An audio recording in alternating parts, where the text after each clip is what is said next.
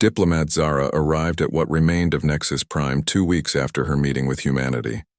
The once mighty space station was now a shadow of its former self. Half the docking bays were sealed off due to atmospheric leaks. Emergency lighting flickered in corridors that had been lit by crystal chandeliers for thousands of years. The station was slowly falling toward the planet below, and everyone knew it. Zara made her way to the emergency council chamber that had been set up in one of the few stable sections of the station. The great circular room where the Galactic Council had met for millennia was now too dangerous to enter. Instead, representatives from dozens of species crowded into a small meeting room that had once been used for minor administrative functions. Elder Vorthak looked terrible. His crystal crown, once bright and magnificent, was now dim and cracked. His blue skin had taken on a grayish color that meant he was under extreme stress. When Zara entered the room, his large eyes focused on her with desperate hope. "What news? From Earth?" Vorthak asked immediately. "Will humanity return to help us?" Zara took a deep breath before answering. "Humanity has responded to our request. They are willing to help, but only under specific conditions." She pulled out the document that Kate Morrison had given her and began to read humanity's terms aloud. As she spoke, the reactions around the room ranged from shock to outrage to despair. The representative from the Crystalline Federation, a being made of living silicon and metal, spoke first. "Dissolve the Galactic Council? Impossible. Our governmental structure has existed for 50,000 years. It is the foundation of galactic civilization." "A foundation that is crumbling," Zara replied firmly. "Look around you. The station is falling apart. 3 wars are raging across the galaxy. Entire species are facing extinction. The old system has failed completely." Elder Vorthak's crystals flickered angrily. "These demands are outrageous. Humanity expects us to abandon everything we have built and bow to their authority?" "No," Zara said. "They expect you to treat them as equals for the first time in 30 years. They want a partnership, not domination." The debate continued for hours. Some species supported humanity's demands, recognizing that the current crisis made dramatic change necessary. Others, particularly the elder species, refused to consider giving up their privileged positions in galactic society. The deadlock was broken by an emergency communication from the Luminary Conclave. The energy beings had been fighting a civil war for months, but now they faced a new crisis. Their quantum computing networks were experiencing cascading failures that threatened their entire civilization. "We require immediate assistance," the Luminary message said. "Our primary consciousness nodes are destabilizing. Without intervention, our entire species will cease to exist within days." This was the moment of truth. The Luminary had always claimed to be the most advanced species in the galaxy. They had looked down on humanity's technology as primitive and crude. Now they faced extinction without human help. Elder Vorthak made the decision that would reshape galactic history. "We accept humanity's terms," he said quietly. "All of them." The transformation took 2 years to complete. The old Galactic Council was formally dissolved in a ceremony broadcast across the galaxy. In its place rose the reformed Galactic Federation, with a government structure based on merit and contribution rather than age and tradition. Admiral Rebecca Stone led the human fleet that returned to galactic space. But this time, the ships came as liberators and partners, not as servants. The UES Constitution, flagship of the reformed peacekeeping fleet, arrived at the construction site of New Geneva Station with Admiral Stone in command. The new station was built using purely human engineering principles. It was smaller than Nexus, prime but far more advanced and reliable. Most importantly, it was designed to be maintained and upgraded by multiple species working together as equals. Captain Joey Adams commanded the Constitution's first mission to the former war zones. The Corvan Empire had agreed to join the new Federation and withdraw from conquered Thessian worlds. The Crystalline Federation and Organic Alliance had signed a peace treaty that gave both sides access to the disputed mining areas in the Vega system. The most dramatic change occurred in the scientific community.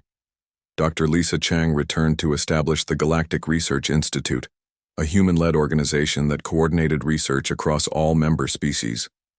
Her first project was saving the Andromedan colonies from the genetic plague that had been killing them for months. Dr. Roy Mitchell, working with Andromedan scientists as equals for the first time, found the cure within 6 weeks. The breakthrough came from combining human adaptability with Andromedan biological knowledge. Working together, they achieved what neither species could have accomplished alone. The Luminari Conclave was saved when human engineers repaired their quantum networks. But the energy beings learned a valuable lesson about humility. They began working with human computer scientists to develop hybrid systems that combined energy-based processing with physical components. On Aquatica, the atmospheric processors were not just repaired but upgraded. Human engineers worked with depth dwellers to create new systems that allowed even better cooperation between aquatic and land-based species. Trade between the two communities reached levels never seen before. President Carol Hughes addressed the first session of the reformed Galactic Federation from the podium in New Geneva Station. Representatives from 47 species listened as she outlined the principles that would govern their new civilization. "We gather here not as masters and servants, but as equals united in common purpose," Hughes said. The old galaxy was built on the idea that age brought wisdom and that some species were naturally superior to others. The new galaxy will be built on the idea that all sapient beings have value and that civilization advances through cooperation, not domination. The speech became known as the Equality Doctrine, a document that established the philosophical foundation for the new galactic order. It guaranteed that no species could claim superiority based on age, technology, or military power. All members of the Federation would be judged by their contributions to the common good. The changes were not just political, but cultural.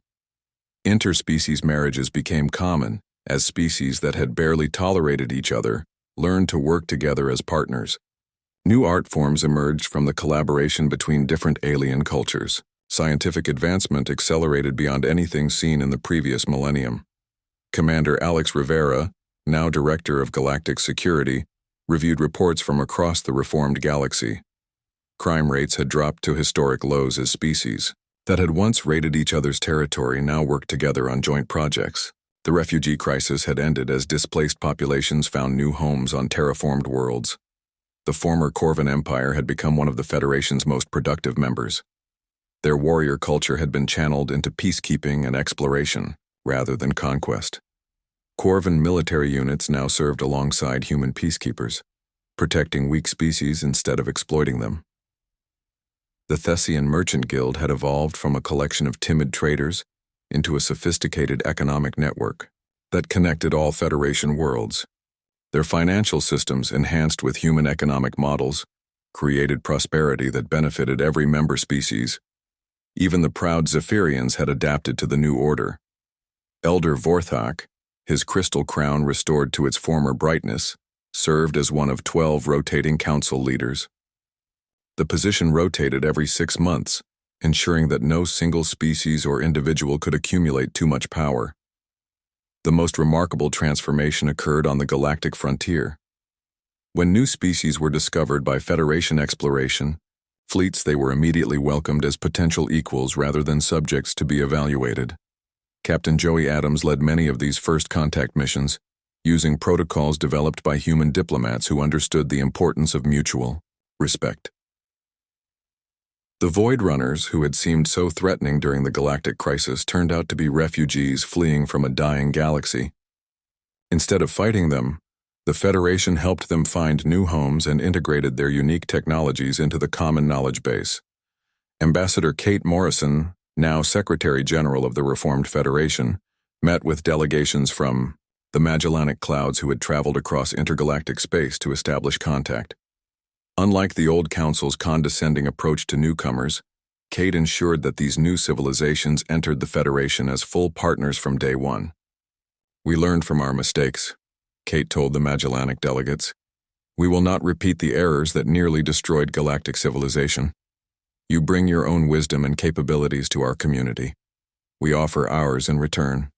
Together, we, can build something greater than any of us could achieve alone. The galactic transformation was complete, but it was also ongoing. Each year brought new discoveries, new technologies, and new forms of cooperation between species that had once considered each other enemies or inferiors. The galaxy had learned that diversity was strength and that progress came from working together, rather than competing for dominance. On Earth, children learned about the old galaxy in history classes. They studied the mistakes of the ancient council and the courage their parents had shown in demanding equality. President Carol Hughes called an emergency meeting of the Earth Council 3 days after her conversation with diplomat Zara. Representatives from every human colony and settlement gathered in the council chamber in Geneva. The debate that followed would determine the future of both humanity and the galaxy. Secretary of Defense Greg Taylor spoke first. He was a tall man with gray hair and hard eyes who had spent his career protecting Earth from external threats. "We should stay out of galactic affairs permanently," Greg said firmly. "For 30 years we bled and died for aliens who treated us like servants. Now they are getting what they deserve. Why should we save them from their own stupidity?" Many council members nodded in agreement. The isolationist faction had grown stronger during the 6 months since humanity's withdrawal. They pointed to Earth's rapid progress during isolation as proof that humanity was better off alone. Foreign Minister Laura Stevens stood up to reply. She was younger than Greg, with brown hair and intelligent eyes that had seen the worst and best of galactic politics. "I understand the anger," Laura said. "I felt it too when the Council rejected our membership application, but we cannot ignore the suffering of billions of innocent beings because their leaders are fools." "Why not?" Greg shot back.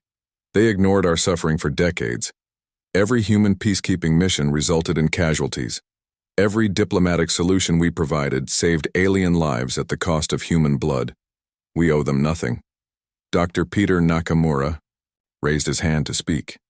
He was Earth's chief strategist, a quiet man who analyzed complex problems and found solutions that others missed. "I have been studying the galactic situation for months," Peter said. "The current crisis goes deeper than political failure. The galaxy's entire civilization is collapsing because it was built on a foundation of stagnation." Peter activated a holographic display that showed the galaxy's political and economic systems. "Look at the data. Before humanity joined galactic society, technological progress had nearly stopped. Social development was frozen. Even population growth was declining across most species. The elder species had reached a state of comfortable decay. The hologram showed charts and graphs that painted a disturbing picture. For thousands of years, the galaxy's older civilizations had been slowly dying. They maintained their existing technology and social systems, but they had stopped creating anything new. They were managing decline instead of building progress. Humanity changed all of that," Peter continued. "Our arrival brought fresh ideas, new technologies, and most importantly, the willingness to adapt and change. For 30 years, human innovation drove galactic progress. Without us, the elder species are reverting to their old patterns of stagnation." This revelation shifted the debate. Council members who had supported isolation began to reconsider. If the galaxy was truly dying without human influence, then perhaps humanity had a moral duty to help. Admiral Rebecca Stone stood up to address the military implications. She was a strong woman with short black hair and scars on her hands from years of combat service. "From a strategic perspective, isolation is not sustainable long-term," Rebecca said. "Earth is growing, but we are still one planet among thousands. If galactic civilization collapses completely, the resulting chaos could eventually threaten human colonies." Rebecca's point was important. Human settlements were scattered across dozens of star systems. They depended on trade routes and communication networks that connected them to the larger galaxy. If those systems failed, human colonies could be cut off from each other and from Earth. Dr. Kyle Washington requested permission to speak. He was a xenopsychologist who had studied alien cultures for 20 years. Kyle was thin and pale from spending most of his time in laboratories, but his insights into alien behavior were unmatched. "I have a proposal that addresses both our need for security and our moral obligations," Kyle said. Instead of returning to the old system, we should create a completely new structure for galactic governance. One based on merit and contribution, rather than age and tradition. Kyle's idea was radical. The Galactic Council had existed for tens of thousands of years. It was the oldest governmental structure in known space, but it was also the source of the problems that had led to the current crisis. The Council system rewards species for being old, not for being useful, Kyle explained. It gives voting power based on how long a species has been civilized, not on what they contribute to galactic welfare. This creates a system where the most stagnant civilizations have the most influence. The Earth Council spent 3 days debating Kyle's proposal. They examined it from every angle, looking for flaws and weaknesses, but the more they studied it, the more sense it made. Finally, President Hughes called for a vote. All in favor of Dr. Washington's proposal to demand complete restructuring of galactic governance as a condition for human re-engagement? The vote was close but decisive. 63% of the Earth Council supported the plan. Humanity would offer to help the galaxy, but only if the galaxy was willing to accept fundamental change. Kate Morrison was recalled from her retirement to serve as humanity's chief negotiator. She had been living quietly on a farm in Montana, trying to forget the frustrations of galactic politics. But when Earth needed her experience and expertise, she answered the call. Kate met with diplomat Zara in a secure facility outside Denver. The young alien had been waiting on Earth for a week while humanity debated its response. Zara looked nervous but hopeful as Kate explained humanity's terms. Earth will consider returning to galactic affairs under the following conditions, Kate said, reading from a formal document. First, the Galactic Council must be dissolved completely. It will be replaced by a merit-based federation where each species' influence is determined by their contributions to galactic welfare. Zara's large black eyes widened with surprise. She had expected humanity to demand better treatment, but not the complete overthrow of the galaxy's oldest institution. Second, Kate continued, humanity must have equal representation in the new government structure. No species will be considered superior based on age or history. All members will be treated as equals regardless of when they achieved space travel. This was the demand that the elder species would resist most strongly. For millions of years they had believed that age brought wisdom and that newer species should defer to their elders. Humanity was asking them to abandon that fundamental belief. Third, all current conflicts must be resolved through human-led mediation. The new Federation will have joint command structures where humans and aliens serve as equals, not as servants and masters. Kate paused to let Zara absorb the implications. These demands would require the galaxy to admit that its entire political and social structure had been wrong for thousands of years. Fourth, Kate said, humanity demands reparations for 30 years of undervalued service. This will take the form of resource access, territorial rights, and technological sharing agreements that benefit human colonies. This was perhaps the HFY most controversial demand. Asking for payment for past services would be seen as mercenary by some aliens. But humanity had given blood and treasure to serve the galaxy for decades without proper compensation. Finally, Kate concluded, all agreements must include guarantees of autonomy for human colonies and research projects. No alien government will have the authority to interfere with human internal affairs. Zara sat quietly for several minutes, processing what she had heard. The demands were revolutionary. They would completely transform galactic civilization if accepted. But they were also fair, given humanity's contributions and the galaxy's current desperate situation. I will take these terms back to what remains of the Council, Zara said finally. But I must warn you, the elder species will resist these changes with everything they have. They would rather see the galaxy burn than admit they were wrong about human inferiority. Kate nodded grimly. Then the galaxy will burn. We are not negotiating about these terms. They are not suggestions or starting points for discussion. They are requirements. Accept them all or get nothing from humanity. The meeting ended with Zara departing for the long journey back to galactic space. She carried with her documents that would either save galactic civilization or destroy it completely. There would be no middle ground. As Kate watched Zara's ship disappear into the stars, she reflected on how much had changed since her walk through the council chamber 6 months ago. Then, humanity had been begging for respect from aliens who saw them as useful servants. Now humanity was demanding complete equality and structural reform as the price for their help. The galaxy's response would determine whether ancient civilizations could swallow their pride and accept change, or whether they would choose destruction over admitting they had been wrong about humanity. Either way, the age of human subservience was over forever. On Earth, humans continued building their own civilization while waiting for the galaxy's answer. New colonies were established every month. Revolutionary technologies were developed, without the burden of sharing them with ungrateful aliens. The human military grew stronger and more advanced. If the galaxy accepted humanity's terms, humans would return as equals and partners. If the galaxy rejected the terms, humans would continue their own path among the stars.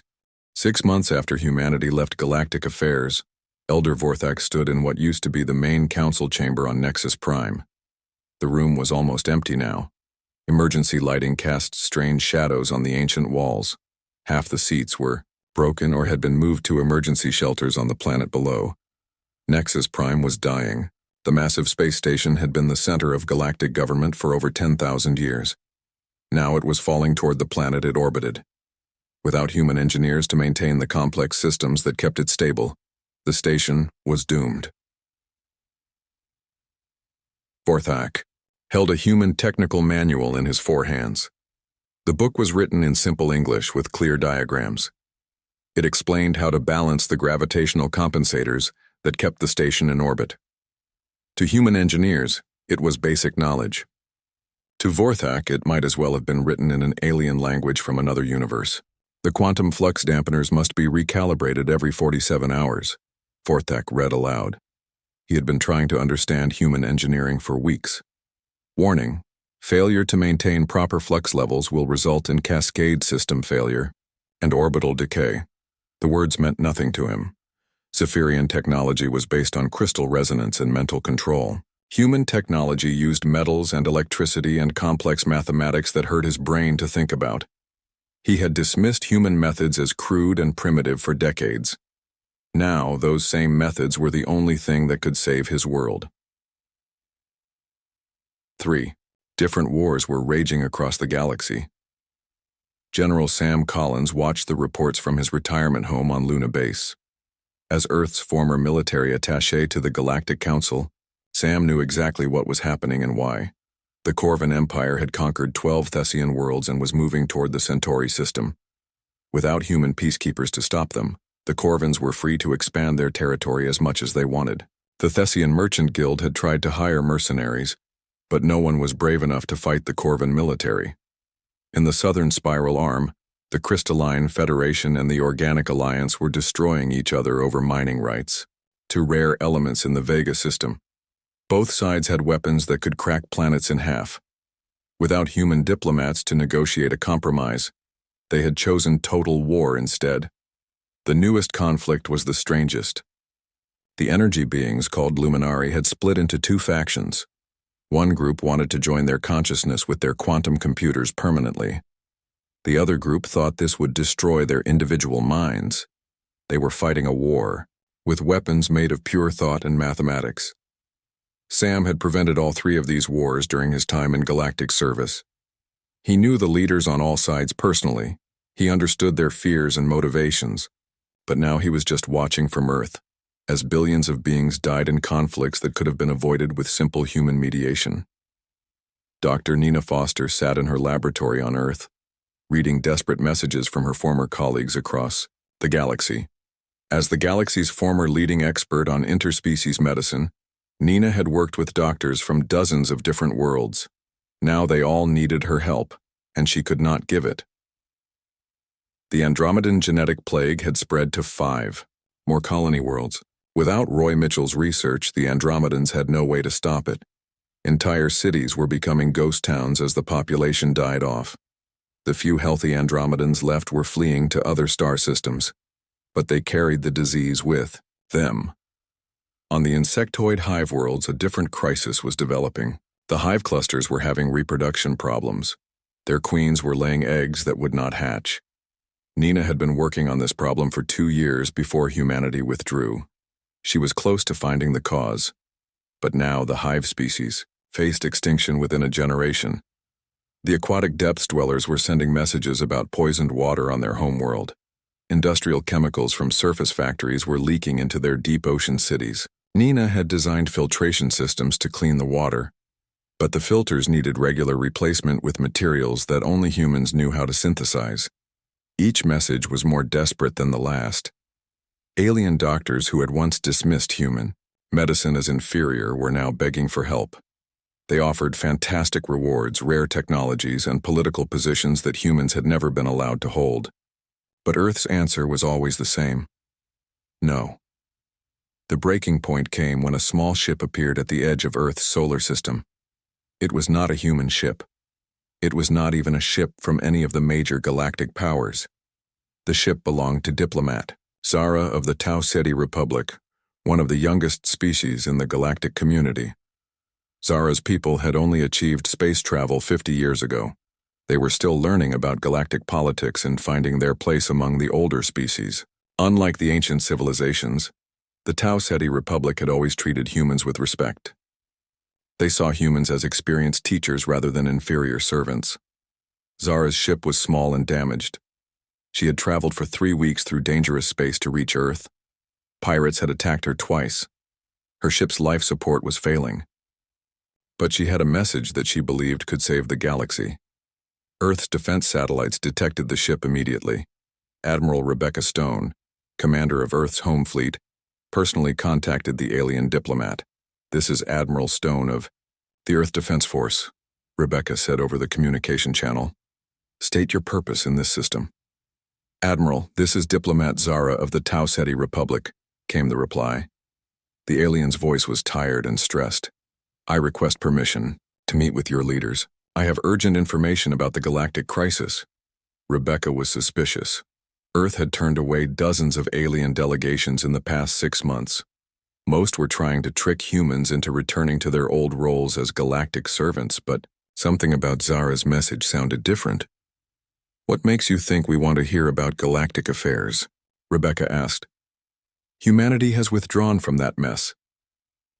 "Because my people are dying, and I think I know why," Zara replied. "I have been studying the collapse, and I believe I understand something that the elder species do not. Humanity was not just helping the galaxy. Humanity was holding it together. Without you, everything is falling apart faster than anyone imagined possible." Rebecca thought about this for a moment. The Tau Ceti Republic had always been friendly to humanity. Their diplomats had voted for human council membership every time the issue came up. If anyone deserved a hearing, it was them. "You have permission to land at New York Spaceport," Rebecca said, "but you will be under guard at all times." 2 hours later, Zara stood in the United Nations building in New York.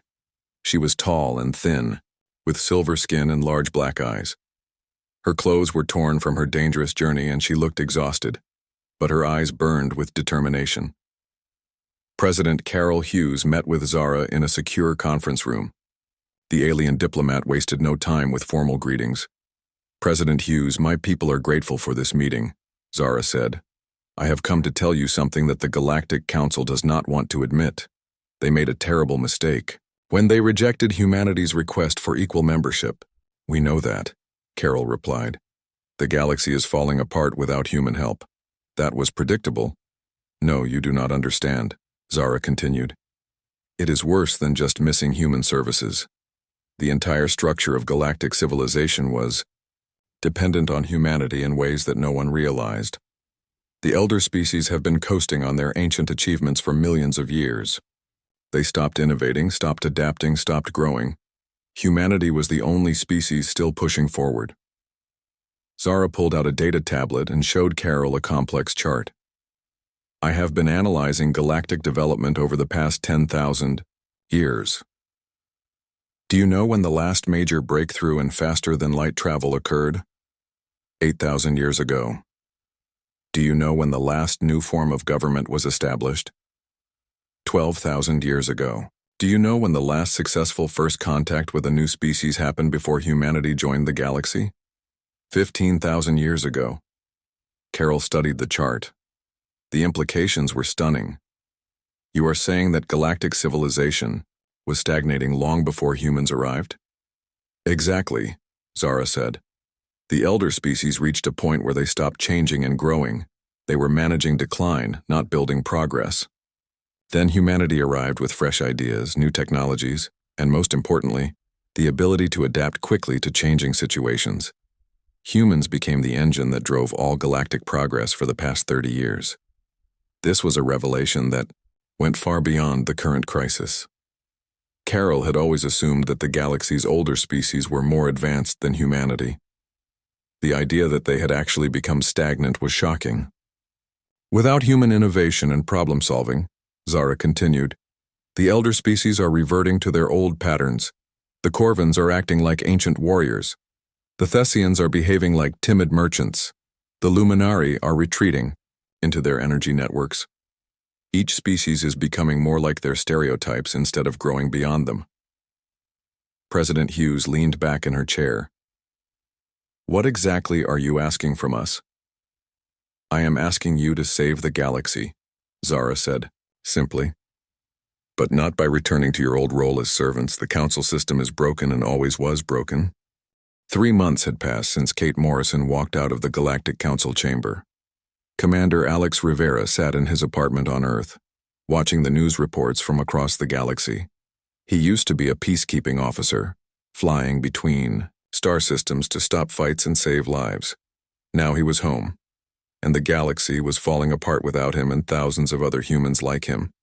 The news was bad and getting worse every day. The Corvin Empire had launched full attacks against Thessian trade worlds.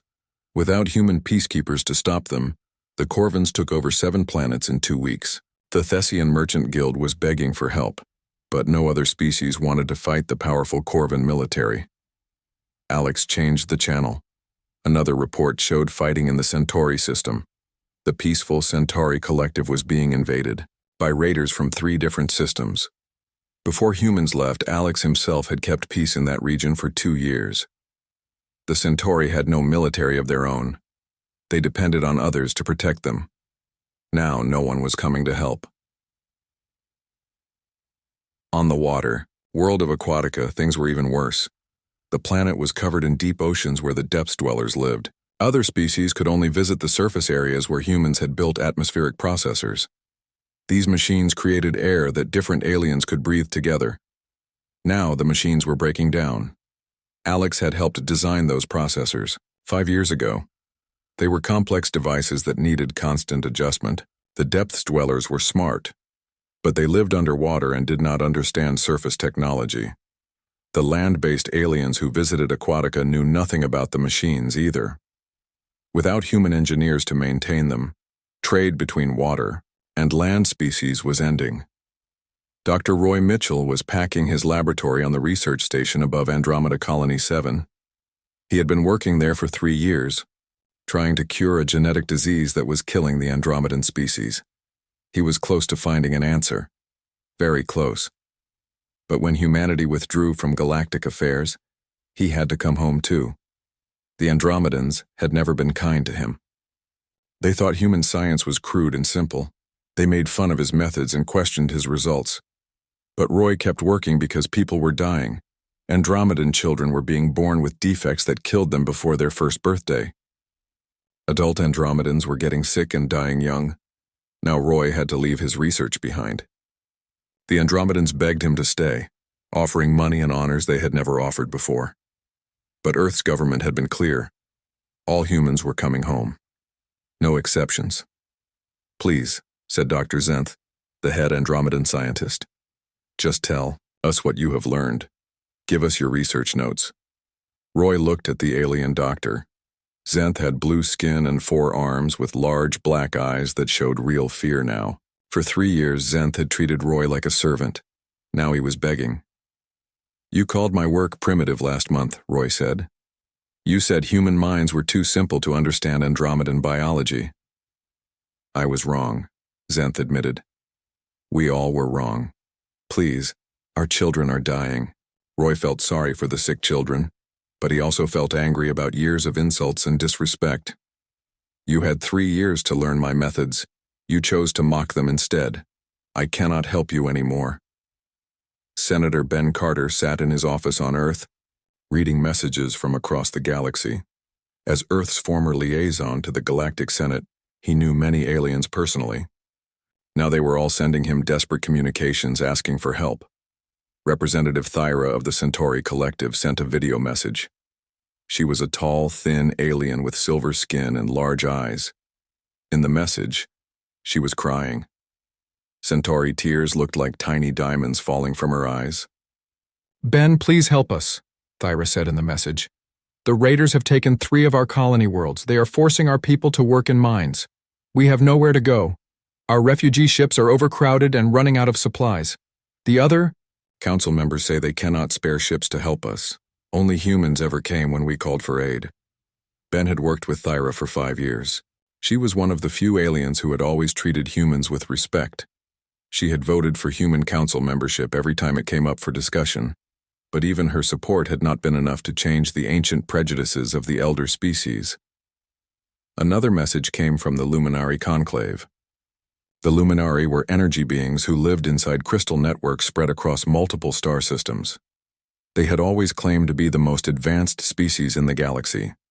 Their quantum computing systems could process information faster than any other technology. But now their message showed something embarrassing. Their networks were failing. It turned out that the interfaces between their energy systems and the physical universe had been designed by human engineers. The Luminari had never bothered to learn how these interfaces worked. They just used them and assumed they would always function. We require immediate technical assistance, the Luminari message said in their formal cold language. Our primary computation nexus is experiencing cascade failures. We do not possess the knowledge to repair the human-designed interface systems. Bindi almost laughed. The mighty Luminari, who thought they were so much smarter than humans, could not fix their own computers without human help. The worst news came from Nexus Prime itself. The huge space station that served as the capital of Galactic government was in trouble. The station was incredibly old and complex. It had been built by 12 different species over thousands of years. Each species had used their own technology and methods.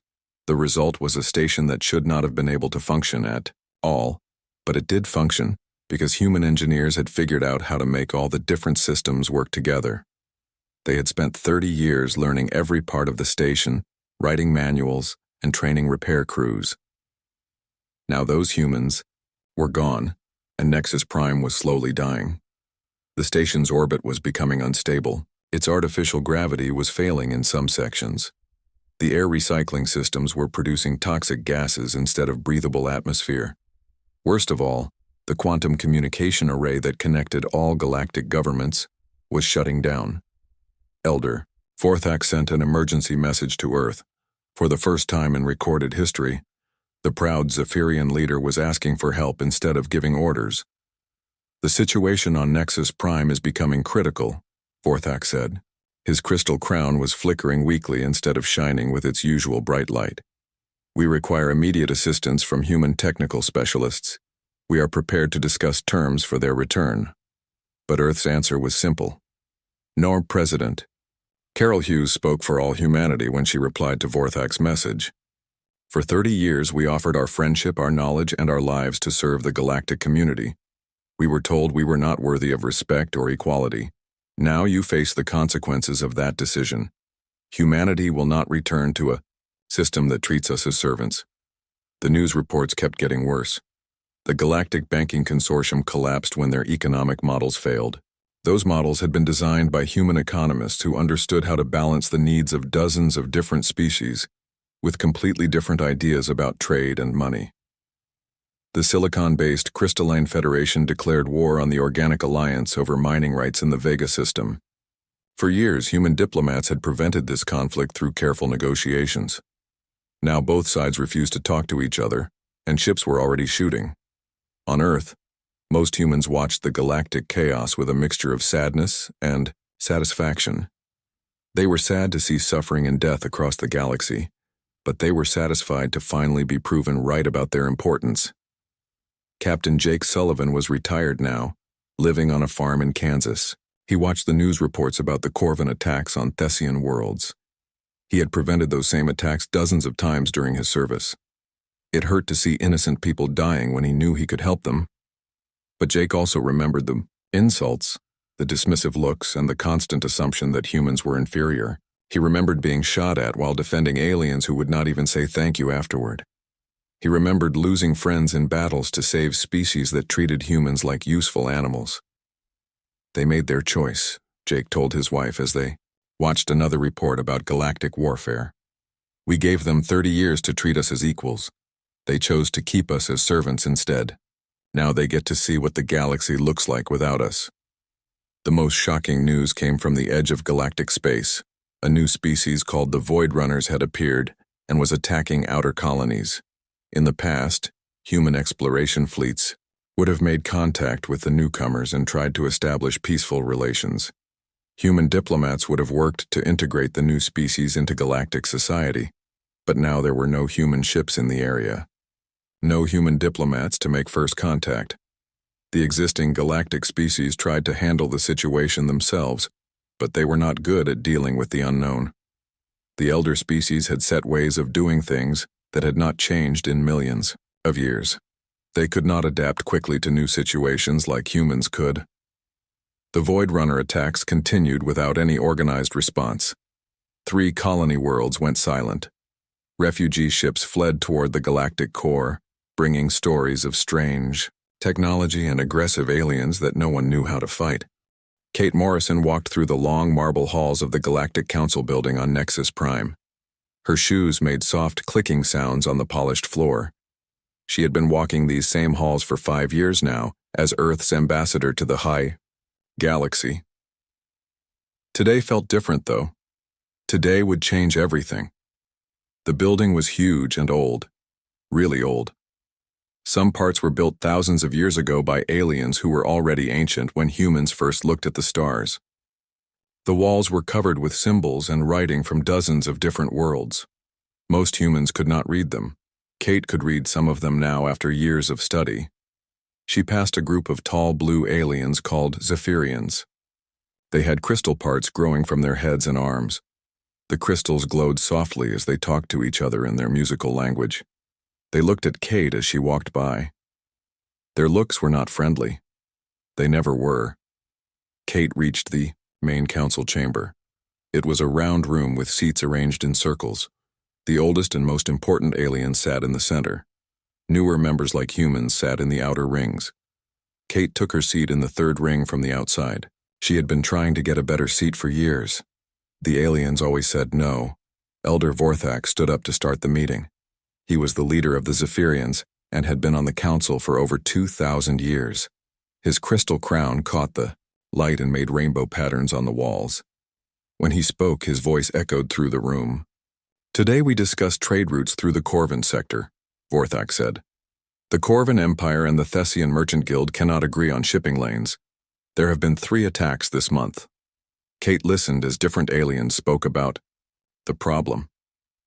The Corvins were a warrior race who saw the Thessians as weak traders. The Thessians thought the Corvins were stupid brutes. They had been fighting for 6 months now.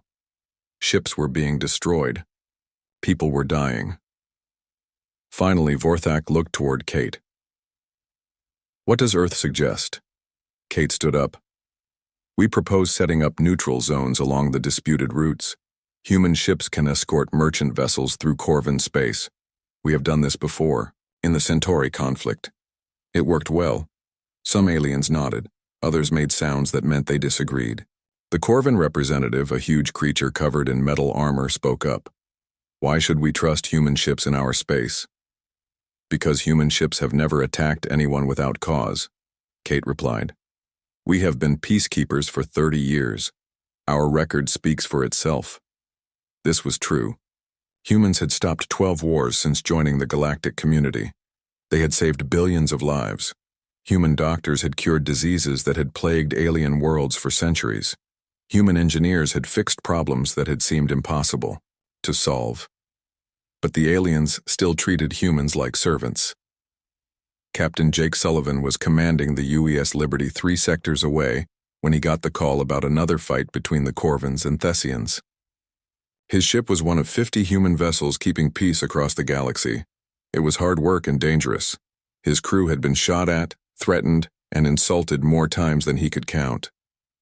"Set course for the Thessia system," Jake told his pilot. "Looks like we have another mess to clean up." The Liberty was a good ship, human-built and human-designed. It was not the biggest or most powerful ship in the galaxy, but it was smart. Human ships could adapt to new situations quickly. Alien ships followed old patterns that had not changed in thousands of years. When they reached Thessia, Jake saw the damage. 3 Thessian cargo ships were floating dead in space. Their hulls were torn open by Corvin weapons. Jake ordered his crew to search for survivors. They found 12 Thessians alive in an escape pod. The aliens were small and had 6 arms each. They were scared and hurt. Jake's medical team took care of them while he called the Corvin commander. "This has to stop," Jake told the Corvin. "You are killing innocent traders." "They were in our space without permission," the Corvin replied. "We defended our territory. The trade route goes through neutral space. You know this. There is no neutral space, only strong space and weak space." Jake had heard this kind of talk before. The Corvins respected only strength. But they also respected humans because humans had proven themselves in battle many times. After an hour of talking, Jake got the Corvin to agree to a temporary ceasefire. This was what humans did every day across the galaxy. They solved problems. They made peace. They saved lives. But when they asked for respect or better treatment, the answer was always no. Back on Nexus Prime, the council meeting continued. Dr. Lisa Chang stood up to speak. She was Earth's top scientist and had been working with alien researchers for 15 years. Her medical discoveries had saved entire species from extinction. "I want to talk about humanity's application for full council membership," Lisa said. "We have been associate members for 30 years. We have proven our worth many times over." The chamber became quiet. This was the question that humans had been asking for years. They wanted a real voice in galactic affairs. They wanted to vote on the big decisions instead of just giving advice that was often ignored. Elder Vorthak's crystal crown flashed brighter. "The council has discussed this matter before. Humanity is still very young. Your species has existed for only a few thousand years. Most council members have been civilized for millions of years. You lack the wisdom that comes with age." Kate felt anger rising in her chest. "What about the wisdom that comes from results? We stopped the plague of worlds 5 years ago when your ancient wisdom could not find a cure. We prevented the war between the Silicon Federation and the Organic Alliance when your diplomacy failed. We have solved every major crisis of the past decade." "Yes," Vorthak admitted. "Humans are useful. You have good practical skills. But governing the galaxy requires more than technical ability. It requires the deep understanding that comes only with eons of experience." Other council members nodded in agreement. The aquatic aliens from the deep ocean worlds bubbled their approval. The energy beings called Luminari pulsed with bright colors that meant they agreed. To them, humans were clever children who could fix things, but should not make important decisions. Kate looked around the chamber at all the alien faces. Some were friendly, but most looked at her with the same expression they might use for a useful pet. After 30 years of service, of sacrifice, of saving their civilizations over and over again, this was still how they saw humanity. She made her decision. "In that case," Kate said, her voice carrying clearly through the chamber, "I have an announcement to make on behalf of Earth and all human colonies. Effective immediately, humanity is withdrawing from all galactic affairs. We are recalling our peacekeeping fleets, our medical teams, and our technical advisors. We are closing our borders and ending all cooperation agreements." The chamber erupted in shocked sounds from dozens of different species. Vortex crystals flashed angry red colors. "You cannot be serious." "We are completely serious," Kate replied. "If we are not good enough to be your equals, then we are not good enough to be your servants either." Humanity is done. She turned and walked out of the chamber. Her footsteps echoed in the sudden silence behind her. The age of human servitude to the galaxy was over.